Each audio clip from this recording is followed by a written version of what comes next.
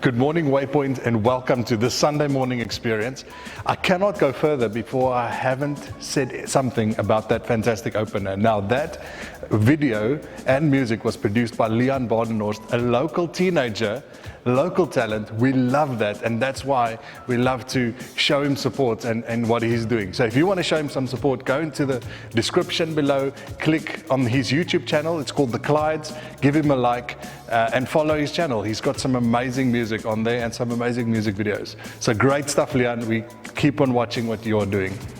So guess what this is? This is a piece of wood.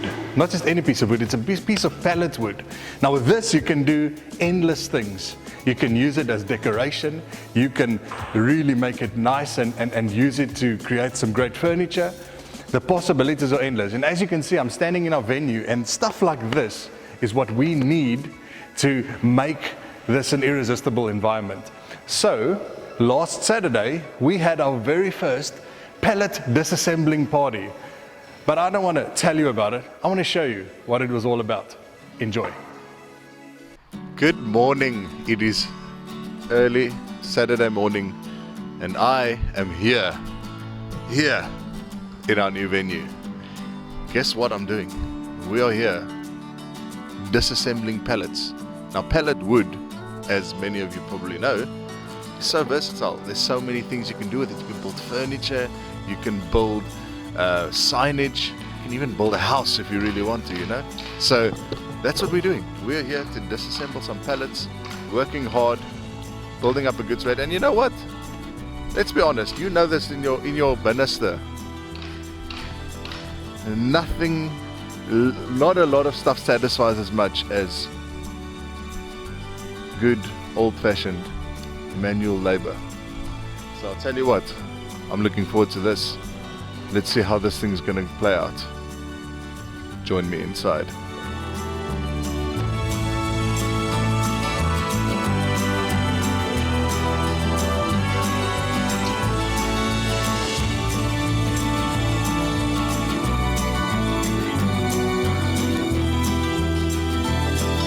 Môre, en ek is hier saam met oom Dawie. Ons is besig om pallette los te maak.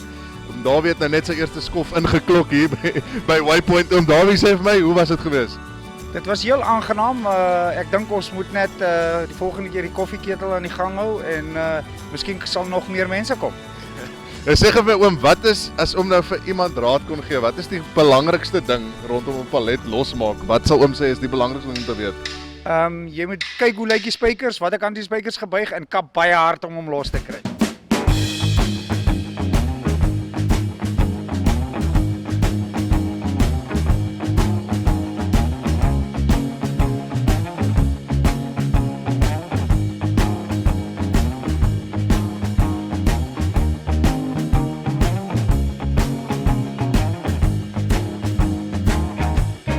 I am here with the heart and soul behind Waypoint pallet disassembling thing.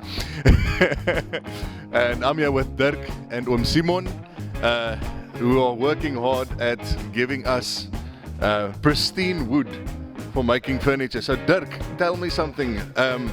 What is the most important thing when working with pristine pallet wood like this?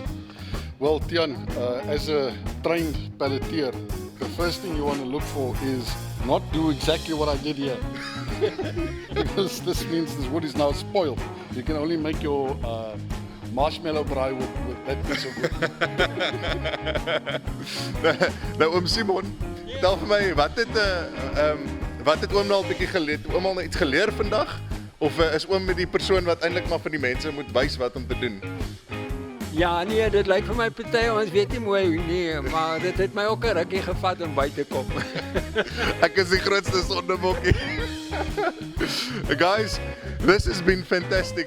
We're going to have a few more pallet parties and build and paint parties. It is so much fun here at the venue. So stay tuned, watch our social media. We would love for you to join us here on Saturdays. So keep watching our social media for paint parties, build parties and pallet parties. From me, Tian, it's been real. Thank you.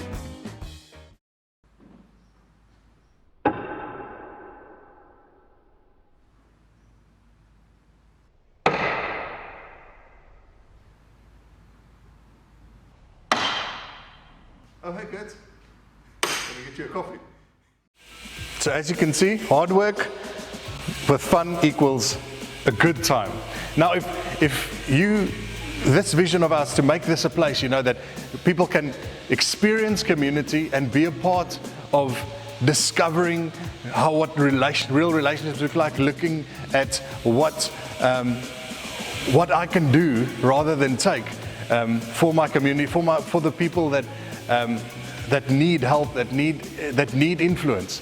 If this vision is a part of what you want to be a part of, I want to invite you to hit us up on Facebook, go to our app, and you can see how you can be a part of parties, these work parties or paint parties that's coming up, stuff like that. We would love for you to be a part of this movement into moving people into community and ultimately into a relationship with their Heavenly Father. Now, today, if you're new to this whole thing, today is a fantastic day for you because we are starting with week 1 of our new series called Loves, Dates and Heartbreaks. Now there's 3 types of people watching this today, and odds are you're in one of these 3 categories. You are either single, or either in a relationship, or you are married. Now, I know what you guys are married thinking, if relationship is a game, I've already won the game, so I don't need to know anything. Guess what? In Love, Dates and Heartbreaks, we are tackling some of stuff that the world have said about relationships, and we're going to put some of those stuff to the test. So, this week, we are looking at, the phrase you say, if only I can meet the right person, if only I can meet the right person, things will be all right. Now, we are going to put that to the test today. So the message is being brought to you by Andy Stanley, who is lead pastor of Northpoint, our network partners. So proud to be a part of them. But before then, we're going into a song, and it's a new song by Elevation Worship, being covered by our band. It's called Graves into Gardens. Enjoy.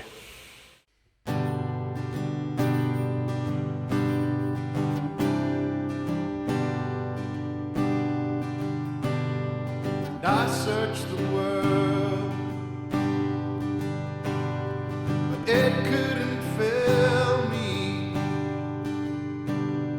A man's empty praise and treasures that fade are never enough.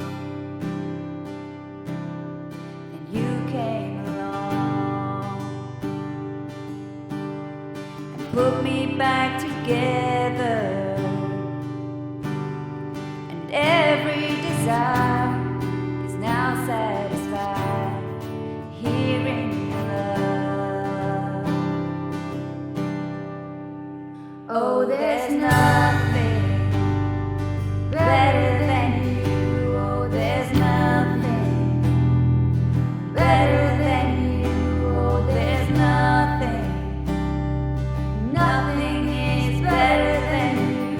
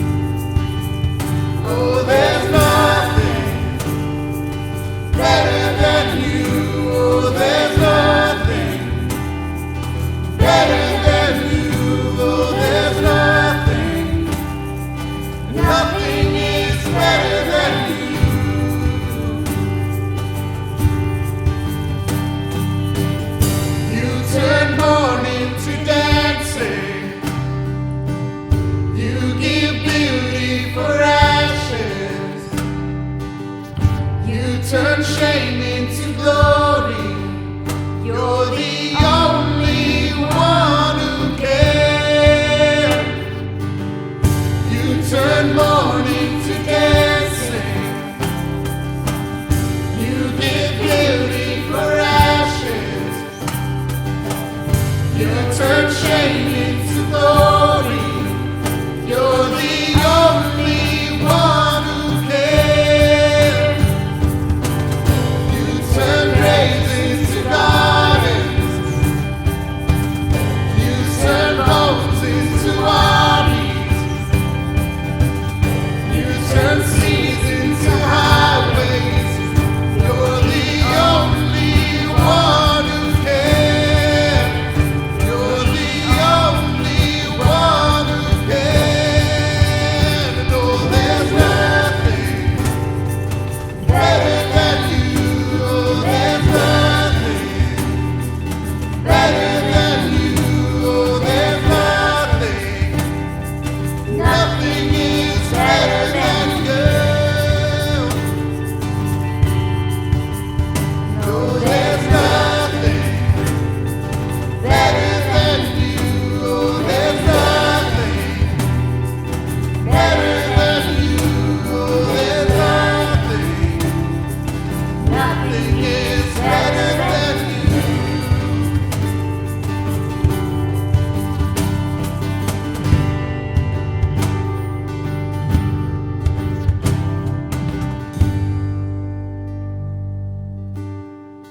You came along, put me back together. And every desire now satisfied. Here in your love.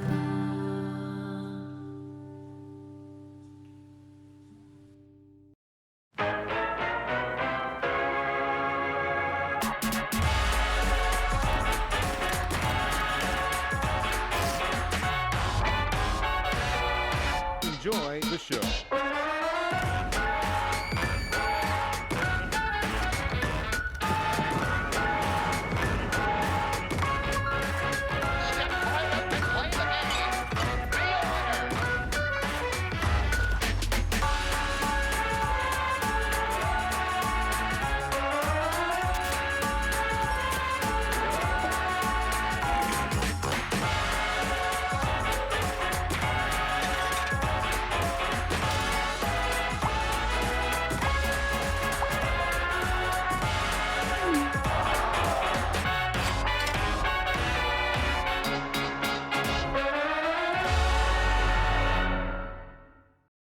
Hey, today we're kicking off our brand new series that I'm super excited about, Love Dates and Heartbreaks.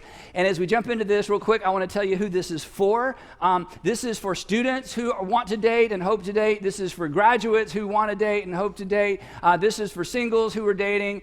This is for married people who are trying to make their marriages better. This is for people who used to be married and are jumping back into the scary, awful aquarium of dating where it just seems so complicated and it's not like it was when you were 18 and you're trying to figure that out. So this series is really for anybody who's in a romantic relationship, wants to be in a romantic relationship, hopes to be, and is trying to figure it out. And the thing is, I don't have to tell you this, it's complicated. It's complicated when you're 13, it's complicated when you're 16, it's complicated when you're 26, 36, or 56. And one of the reasons that I'm super excited about this series as well is this series gives me an opportunity to talk about something that breaks my heart.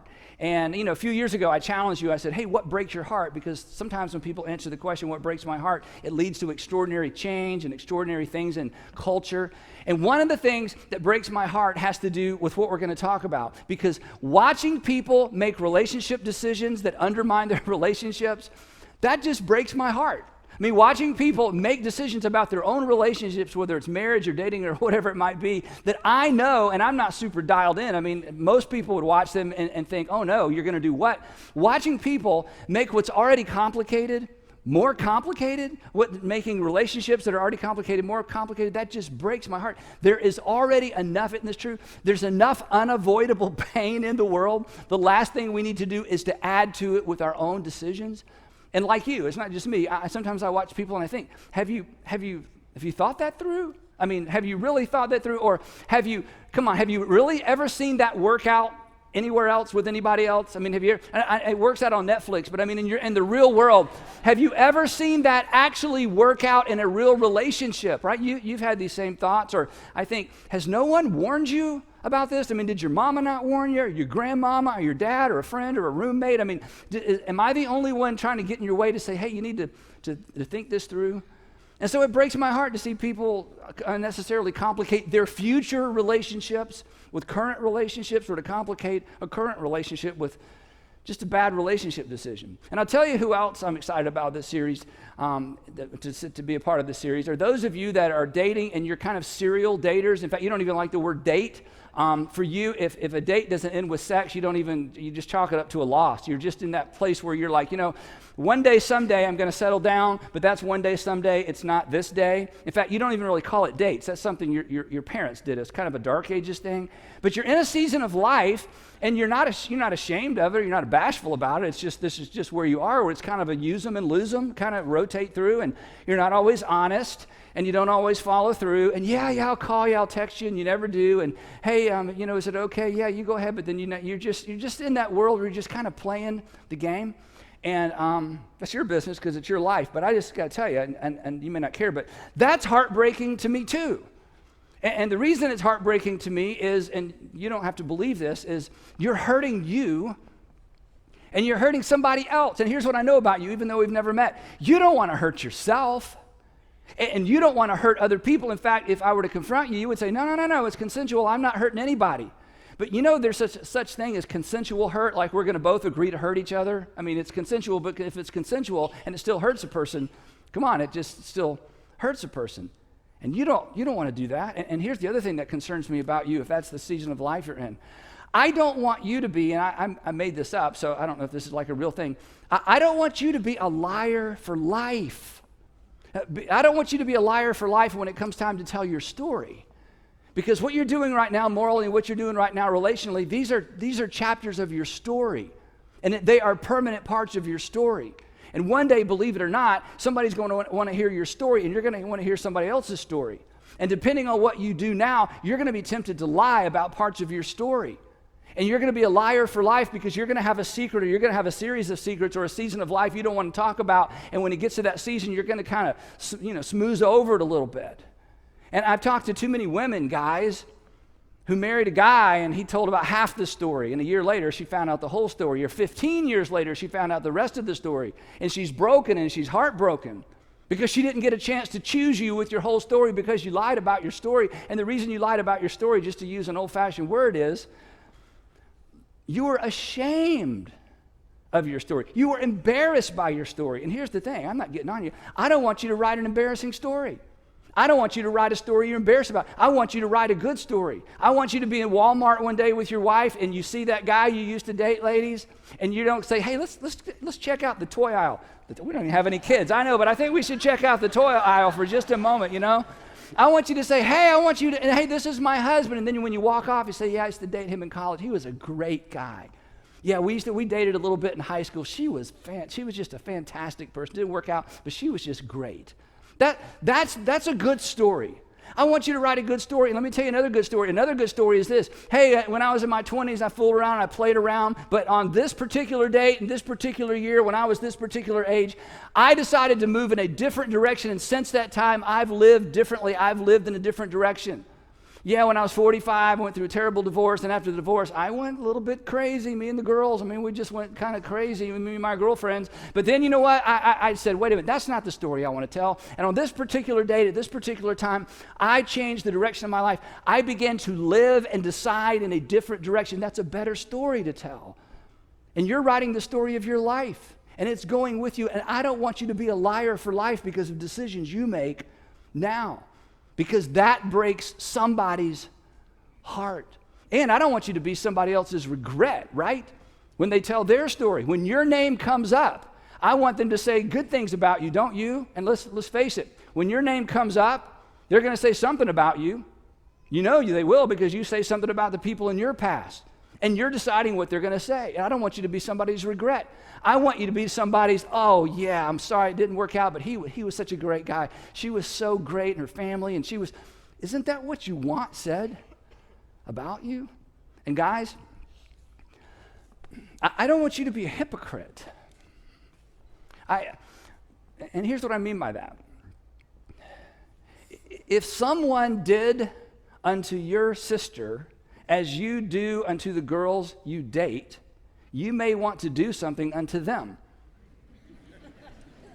If someone did unto your niece or your single mom as you do unto the girls you date, you may want to do something unto them. I don't want you to be a hypocrite. I don't want you to expect one thing for the people you love and treat women different than what you would want a man to treat the women that you love. I just don't want you to be a hypocrite. Here's what I know about you. You don't like hypocrites. It's one of the reasons you don't go to church. The church is full of hypocrites. So maybe you're right. Don't join us, okay? Right?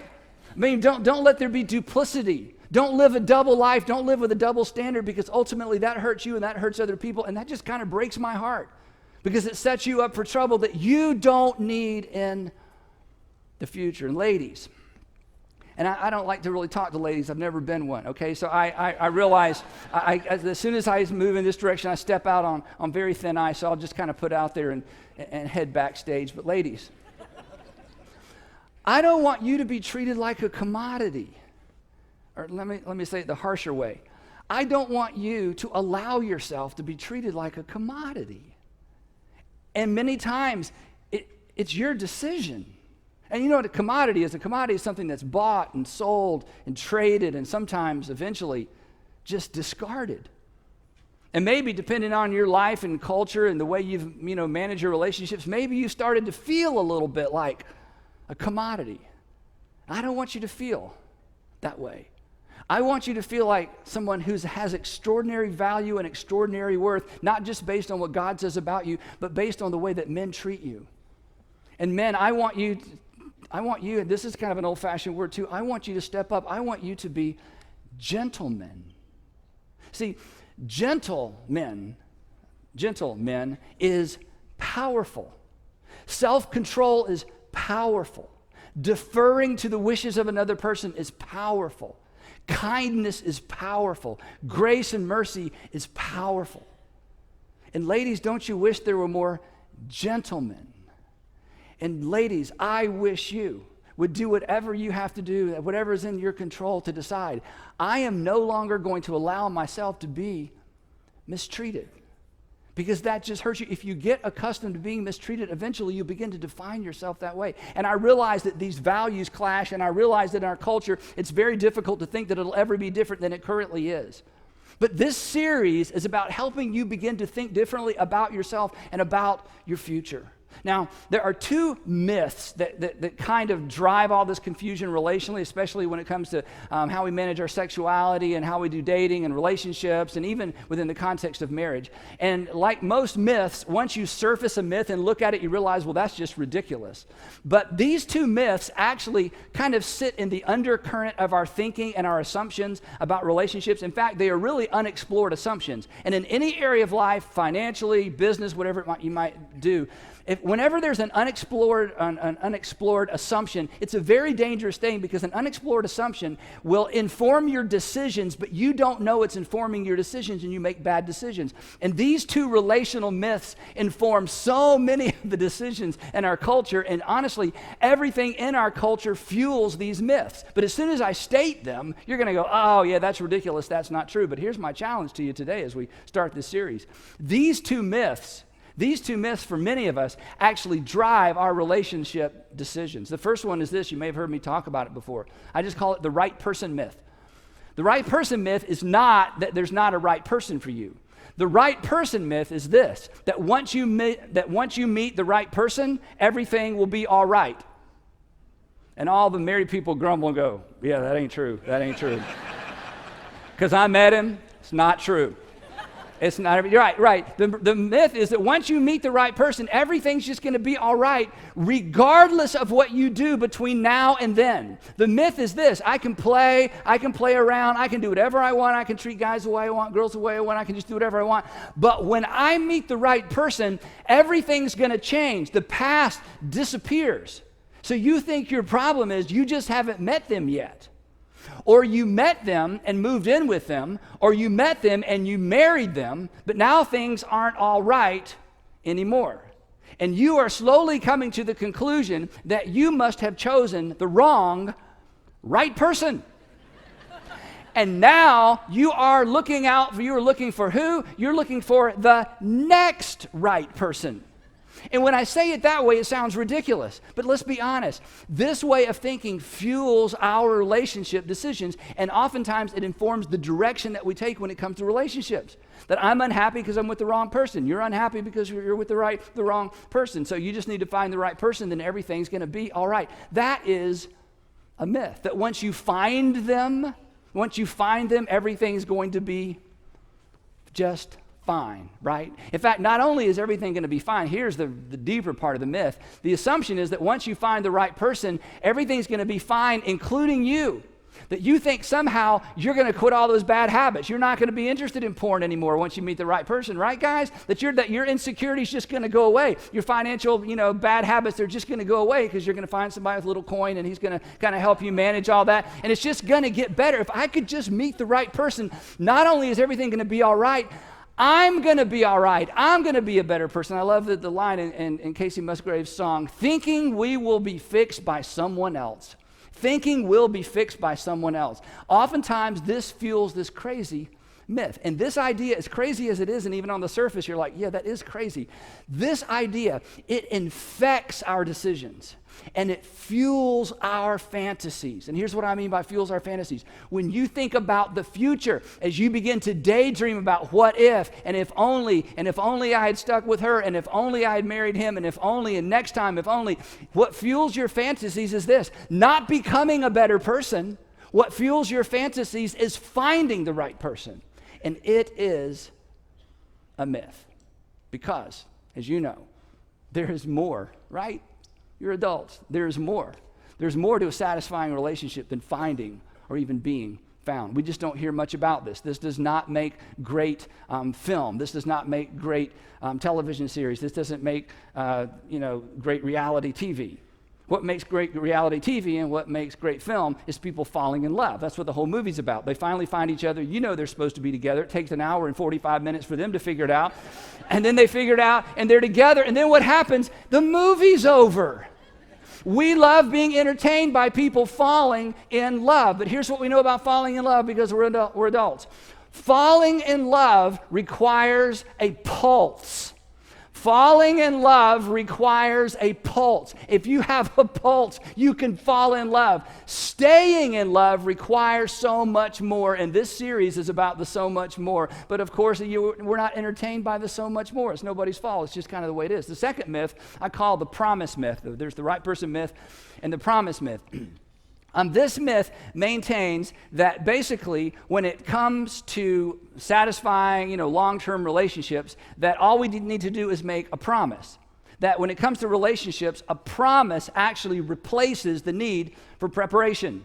That a promise replaces the need for preparation. That you can commit, promise, or vow your way into a healthy, satisfying, mutually satisfying relationship. That you can vow or promise or commit your way into a successful future, which is ridiculous. And that everything that came before can be overcome with two things: a promise and a party. A promise and a party. You're going to stand at an altar and make a promise, then you're going to have a big party, the past disappears, you're going to be a brand new person, a completely different kind of person, and you can promise or commit or vow your way into the future, and your spouse, your fiance can promise or commit or vow his or her way into the future as well. But promises, you know this, right? Again, you surface these myths, it's like, yeah, that can't be true. Promises are never a substitute for preparation, right? We know this in every other arena of life except relationships. We know this in academics. You can't promise yourself to a degree. You have to study. In sports, business, medicine, discovery, business preparation for a presentation. I mean, in every single arena of life, we know that in order to win, you have to prepare. I mean, no college basketball coach or no college football coach would substitute promises for practices, right? Come on into the locker room. We're just going to promise each other we're going to win. They wouldn't even substitute, right? They wouldn't even substitute, emotional, passionate pep talks in the locker room for practice, because practice is how you win games. Every coach knows you don't promise to win games. What do? You have to prepare to win. And this is true in your relationships. But who teaches us to prepare, or who prepares us for relationships? Nobody. Every single day we're told if you just fall in love with the right person, everything's going to be all right. And it's a myth. In fact, rationally, you know it's not true. And the whole idea that you don't have to prepare for something to win in something, you know that's not true, which means, and this is kind of tough to say, that when it comes to relationships, commitment is way overrated. Let me put it this way. I do doesn't mean you can. Saying I do, in fact, you know this because you have been to weddings, haven't you? You've been to weddings, you sat sort of toward the back, and they got up there, and I'll love you forever and ever, you're my sweetest, and they wrote their own vows, and they got lyrics of songs in there, and music's playing, and you're sitting in the back going, take luck. You good luck. What are the odds of this? I mean, you're not trying to be negative. You don't want to be negative. Here's what you know intuitively. You know they're not prepared. They're not prepared because they haven't been honest. They're not prepared because they haven't dealt with their bad habits. They're not prepared because they're immature. I mean, there's a lot of reasons, a lot of it beyond their control. You just kind of know the odds of them making it. I mean, they mean well. It was a great party. Oh my goodness, and their vows were beautiful. But come on, we're adults. You don't vow your way into a successful future relationally. You have to prepare. Listen, especially if you've never been married. Saying I do does not make you capable. Saying I do makes you accountable. Saying I do doesn't make you capable, it makes you accountable. And here's the bad news. When you're accountable but not capable, you're miserable. When you're accountable, I'm stuck in this, but I don't know what to do with this, and I don't know how to fix it, and I don't know how to make it better, you're just miserable. So here's a brilliant statement. I mean, it's amazing, my intellect. If you aren't preparing, you won't be prepared. I probably need to explain that. I mean, it's pretty deep. Let me go slow, right? I mean, again, it's just kind of common sense, but I'm telling you, you know this. When it comes to relationships, common sense is not common. We just ignore all the rules that we employ in every other arena of life. I want you to be prepared. And for those of you that are in a relationship or you're married, I want you to start preparing because you're in. And yes, you love her, and yes, you love him, and you have kids together, and you're wondering, can we fix this? Of course you can. But you don't fix it by just trying to, do what you did in the beginning and try to keep falling back in love with each other. There's a way forward, and that's why we're doing this series. Now, this is where the message of Jesus just comes alive. This is where following Jesus makes all the difference right now in this world, in this life, in your current relationship. You've heard me say so many times, following Jesus will make your life better. Following Jesus will make you better at life. Well, following Jesus will make your life better, and following Jesus will make you better at relationships. It'll make you a better boyfriend, a better girlfriend, a better husband, a better wife, a better parent, a better fiance, a better future husband, a better future wife. That following Jesus will make you better at life. In fact, following Jesus will make you better at life before you come to the conclusion as to whether or not you believe Jesus is the Son of God. Because Jesus left us with one relational principle that is so extraordinarily powerful, so defining, it's kind of the driving force behind everything else that we're going to say throughout this series. Because whereas the teachings of Jesus won't help you find the right person, primarily because people had arranged marriages back when Jesus came along, and by the time they were 13, it was all said and done. It was all buttoned up, and you didn't have much choice. But following Jesus, this is the game changer. Following Jesus will help you become the person. It's why every once in a while, maybe you've had this experience, you meet someone from your past. You knew him in high school, you knew him in college, you knew him in graduate school, you knew him at a previous job maybe. And years go by and you run back into him and they're different, and they're good different. I mean, they're kind of cleaned up and buttoned up, and their eyes are clear, and there's happiness on their face. They seem to have their life together, and you start asking questions, and you discover they became a Jesus follower, and they're different. They didn't meet somebody new. They became somebody new. It's why sometimes when you meet people from the past, it's like you became a different person. Following Jesus will help you become the kind of person that the person you're looking for is looking for. Following Jesus will help you become the kind of person that the person who was hoping for was hoping for. Following Jesus will help you become. Years ago, when I first began putting together this material, the first time I presented it to many of you, about 10 years ago, it's been almost 10 years, it's hard to believe. I just had some conversations with some 20-year-olds in our organization, and a young lady shared a story. She said, I was at home, my mom was ironing, I was sitting on the bed, and I was going on and on and on and on and on about this guy I had met at this party, and he was incredible in his job, and he was good looking, and she said, I was telling her that he was a Christian. And that he was like, Mom, I mean, he's like your kind of Christian, Mom. Like, he's the real deal Christian. Like, he doesn't just talk it, but he was talking about Jesus at this party, and I could tell his faith is real. And she was going on and on about this guy. He was just incredible. And she said her mom stopped ironing and set the iron on the ironing board and looked at her. And she said, honey, the problem is a guy like that is not looking for a girl like you. And she said, I literally fell to the floor and began to weep. This was years ago.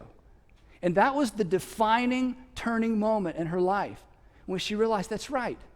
My whole approach to relationships has been I'm going to find someone. It never crossed my mind I needed to become someone.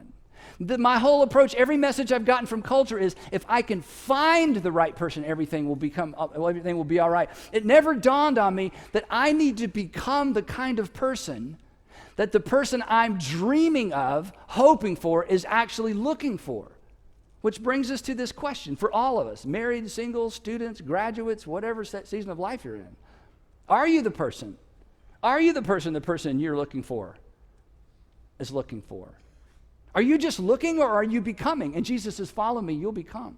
If you're married, here's your version. Are you still the person? Are you still the person they were looking for? Are you still the person they were hoping for? Or have you allowed life and kids and money and stuff and busyness and business to get in the way of what you were becoming, of the person he or she believed she was entering a relationship with? So, Jesus steps into the pages of history. We don't have time, but we can't even begin to imagine the culture he stepped into. Slavery was not only just legal, no one had never crossed anybody's mind that a person couldn't own another person. Prostitution was a way of life. Prostitution was birth control for the Romans and the Greeks because they didn't want to keep adding kids to their family and dividing the money. I mean, the world that they stepped into is unimaginable, and in spite of that, Jesus introduces a brand new relational paradigm, that was a game changer beginning in the first century and eventually got the attention of the Roman world and became central in the life of Rome, and since then has circled the globe. A relational paradigm that is simple, it's compelling, it's demanding, of course it is, and it's also rewarding. And here's the coolest thing if you're not a Christian. When understood correctly, and unfortunately the church has made this more complicated than it needs to be, but when understood correctly, Jesus' relational paradigm is so powerful that you're going to want the message of Jesus to be true even before you believe it's true, because it's almost too good to be true. In fact, it is too good to be true unless Jesus is who Jesus claimed he was. And there's no reason for us to believe he was who he claimed he was, except for one simple event.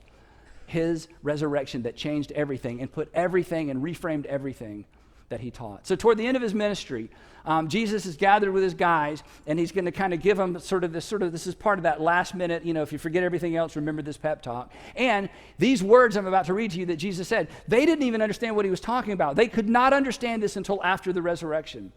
And as complex as it seems to us because we live in a different world, his words were so clear and they're so specific. And at the end of this passage, as I walk you through it, he gives us kind of our marching orders. He gives us kind of the North Star by which we should guide all of our relationships. And then we're going to come back next week and kind of tease it out and look at the details. Here's what he said. And he begins with an illustration that they were totally dialed into that we're immediately like, huh? Here's what he said.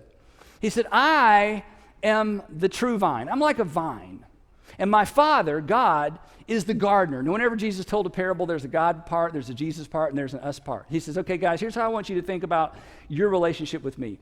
I'm like a vine. Now, they understood grapevines. They totally got it. I'm the vine, and my heavenly Father is the gardener, the one that's tending the vine. He, God, cuts off every branch that's plugged into me, the vine, that doesn't bear any fruit. Why? Because the goal of Jesus and the goal of this whole conversation is to explain how people get connected to Jesus and Jesus bears fruit through them. He says, while every branch that does bear fruit, he prunes it. Why? So there will be more fruit. So the goal clearly is some kind of fruit bearing, to which we say, what's the fruit? And he's going to tell us in just a minute. By the way, your life is bearing fruit too. Everybody's life bears fruit. It's your reputation. It's the outcome of your decisions. It's that story that you like to tell and the story that you don't like to tell. So the idea of our lives having a wake of broken relationships or healthy relationships or debt or financial security, we all have a wake. We've all borne fruit in our life. And Jesus is talking about something that's familiar yet unfamiliar, because he's saying, I want you to allow me to bear fruit through you. So he says, here's what you got to do. And this is all relationship language. Remain in me, and I also remain in you. In other words, this is just his way of saying, stay close to me, stay connected to me, follow me. And then he tells us why. He says, you need to stay close to me and follow me because no branch can bear fruit by itself. It's got to remain in the vine. Again, he's talking about something so familiar. If you take the branch off the vine, the branch dies, it doesn't bear any fruit. He says, if you're going to bear the fruit I want you to bear, you've got to stay plugged into me. And now the application. Neither can you, he would say to John and to Matthew and to Andrew sitting there, neither can you bear fruit unless you remain connected or plugged in to me. That we can't bear fruit the way that Jesus wants us to bear fruit unless we lean into him, or to use another word Jesus used, continue to follow him. And then he says to them what they've already figured out. By the way, guys, he goes slow for them. He doesn't want them to miss it. I am the vine. You've already said that. And you guys are these branches I'm talking about. And if you remain plugged into me and I in you, this is so cool. I want to make you a promise, he says. You're going to bear much fruit. You're not going to bear much fruit because you're going to learn how to be a fruit bearer. You're going to bear much fruit because you're plugged into and following me. It's why when you met that guy or that girl from your past, they were so different. And when you asked them, what's going on, they didn't talk about, I got up every morning, made a list of 5 things I'm going to become, and by golly, I became them. They just make it simple. They say, they don't even know how to explain it to you sometimes. It's just, I started going to church and then started reading my Bible, and basically discovered they became a Jesus follower, and they're just different, and they're not even sure they can explain it. This is the promise of Jesus. Plug into me, stay close to me, follow me, and one day you'll realize you have become something new. You've become something different. People will say you've become something better. And then he defines what he means by fruit. And this is so powerful. He says, just as the Father, this is it's amazing that he makes this comparison. Just as the Father has loved me, so I have loved you. It's like, wait. Okay, you changed the subject. Okay, we're talking about gardens and fruit and vines. Okay, we're now talking about love. He's like, just hang with me. I'm getting there. Just as the Father has loved me, just as the Father has demonstrated his love through me, I have demonstrated the Father's love through you. Now, here's what I want you to do. I want you to remain in my love. The same word he used to talk about the branch staying connected to the vine. It's just like, so God's the gardener, you're the vine, I'm the branch, I'm to stay connected to you. And when I think about staying connected to you, I'm supposed to stay connected to your love. Exactly. And and then here's the surprise. If you keep my commands, you will remain in my love. To which we say, I knew it was a bait and switch. This is just all about commands and rules. I knew it. It was so relational. It was so warm and fuzzy, and something's going to happen in me. And one day my wife's going to go, you're the man of my dreams after all. I'm just going to become. And then you do what every church person does. Now we're going to talk about the 10 commandments or some new commands. And I'm sure the guys sitting there with Jesus are like, great. I thought we were headed down a new direction, but you're saying if you keep my commandments, you'll remain in my love. To which they're thinking, okay, you're Jesus, we're with you. So what are the commands? Somebody write these down. I bet there's a bunch of them. And here's the shocker. Here's why you should follow Jesus. Here's why you should considering follow Jesus even if you're not sure who Jesus is. Jesus smiles, I think, and he says, okay, I'll tell you. John, write this down. My command is this. Okay, wait. Vine and branch, we're plugging in, it's all about back and forth, and somehow it's all about the Father's love, and now we're talking about commands, and now you're saying there's just one command. Right. Just one command. All right, what's your command? Love each other. We don't even need to write that one down. We've heard that so many times, that's not new to us. Jesus would say, hang on, I'm not through. Because this isn't just about love the one you're with. This isn't just about love. This isn't about, if we just all get along and love each other. No, Jesus said, remember, this is vine and branch. This is a different kind of love. This is a very specific kind of love. I don't want you to just be more loving. I want you to love specifically. I want you to have a focused love. Here's the kind of love I want you to have. I want you to love each other as because this is about a relationship with me. I want the love that you have seen demonstrated towards you. I want that same brand. I want that same type. I want that same combination, that same formula of love to flow through you. I want you to love as I have loved you. Now, I'm telling you, sitting in the room that night, they had some idea of what he was talking about. But a few days later, Jesus would put on a demonstration of love, take their breath away, because it would take his breath away. And on the other side of the resurrection, it's like, this isn't some kind of permissive, figuring it out on your own kind of love. This is the kind of love where you put the other person first. This is the kind of love where you lay down your life for a friend. This is the kind of love where you defer to the wishes and the thoughts of the other person. This is the kind of love where you forgive regardless of what's been done and regardless of the offense. This is the kind of love that takes everything I have going for me and makes it available for you. This is the kind of love where I do unto you as my Father through Christ has done unto me. This is what Jesus means by abiding in him. It's not complicated. It's not super intangible, super spiritual. It is about learning how and allowing the love that God has for you to flow to others, specifically to those with whom you have a relationship. St. Augustine, by the way, St. Augustine is in Florida. St. Augustine is in heaven. Just want to clear that up, okay? St. Augustine makes this comment based on this unique, focused, Christ-like kind of love. He says this, he wrote this. He said, love, and then basically do whatever you want. Love and do as thou wilt. Once you understand that the framework for all of your relationships, the framework and the guiding force and the guiding principle, the North Star of your behavior toward the people around you, the people that you're raising, the people that you live with, the people that you're married to, as long as you know the North Star is my behavior will be monitored through and looked at through the filter and the grid of God's love for me as demonstrated in Christ, he says, once you have that down, you'll figure everything out. That this is how you become. This is how you become a person worth looking for. This is how you shift gears from just finding, and if you're married, controlling, and conforming, and pressuring, and if I can just ever get her to act the way I want her to act, I'll be happy. And if I could ever get him to stop and to start and to begin and to stop, if I could just get him shaped into the image of what I want, then I would be happy. And Jesus says, that's never going to work. I have an idea. Just follow me and learn from me. In another place he says, because I'm gentle and I'm humble in heart, and you will find rest for your souls, and you will find peace in your relationships.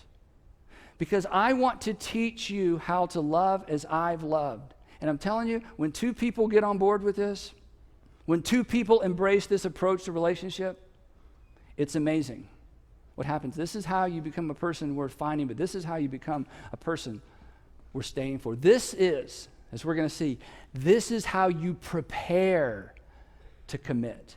This is how you prepare to stay committed. This is how you make whatever relationship you're in better, because both people are becoming, and they're becoming in the same direction.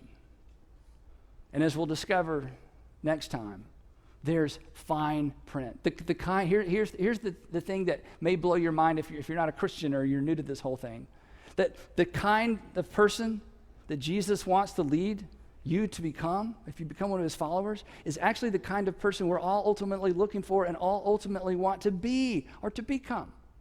That what you're going to discover when you open the pages of the New Testament, and as we look at what Jesus says specifically, you're going to discover, oh, well, that's sort of the kind of person I wanted to be anyway. Oh, well I would love to meet a person who loved me like God through Christ loved him or her. And yeah, I would love to think, I mean, it seems far off to me and I can't imagine ever getting there, but I would love to think that I'm that kind of person. Now, I get criticized for this sometimes. If what you've heard me say is it's just all about love, that's not what I've said because that's not what Jesus said. And if the whole idea of just love, we're just going to love each other, it seems so permissive, it seems so undefined, it seems like anything goes, then you don't understand God's love as exemplified through Christ. So what we're going to do next time, this is going to be fun. In fact, the next 2 weeks are going to be extremely practical, is we're going to look at the fine print, because there's always fine print, right? But here's the cool thing. This fine print will make you fine. Okay? It will make you worth finding and keeping, no losing, and less weeping. Because when two people, this is why this is so important, when two people embrace the fine print, and when two people decide they're going to stay connected to the vine, the relationship gets better, and it gets fine. And it doesn't get better because they accidentally or magically found the right person. It gets better because they are becoming a better person, because following Jesus will make your life better.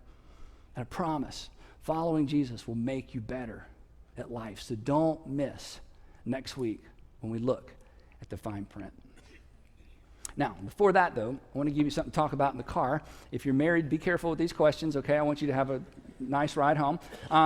If you're in a small group, it's safe to talk about these things in the small group. You may want to take a picture of these questions. They're going to be on all of our social media. But here's the 3 questions I want you to wrestle with during the week before we come back next time. And here they are. What are or what were the top 3 things you are or were looking for in the person that you're looking for? And if you're married, again, you got to be careful with this, because you're like, oh yeah, you're all 3, you get an A+, okay? But I just want you to think about what were or what are the 3 things that you're looking for. Number 2, do you measure up to those 3 things? Let's not be hypocrites. I mean, if I want it in her, I need to see it in me. If you want it in him, you need to see it in you. And then the third question is to list 3 things that come to mind when you think about Jesus' love for you, and what would it look like to extend those same 3 things to someone else? That's what it means to be plugged in to the vine. So, what were you looking for? Are you doing that for someone else? What does this look like in terms of what God's done for you? And what would that look like in your relationships with others? And we will pick the discussion up there next week. I'd love to pray for you, and then we'll take off. Father, thank you for preserving these teachings. Thank you for your extraordinary love. Now give us wisdom to know what to do, and then give us the courage to walk out of here and do it. In Jesus' name. Amen. We'll see you next week. The type of person Jesus leads his followers to be is the type of person you want to end up with one day. And let's be honest, it's actually the type of person you want to be. But it all starts with you. So this week, I want to ask you the question, and I want you to answer this question truthfully. Am I the type of person that I want to end up with one day? And if you're married, I want to take it a step further.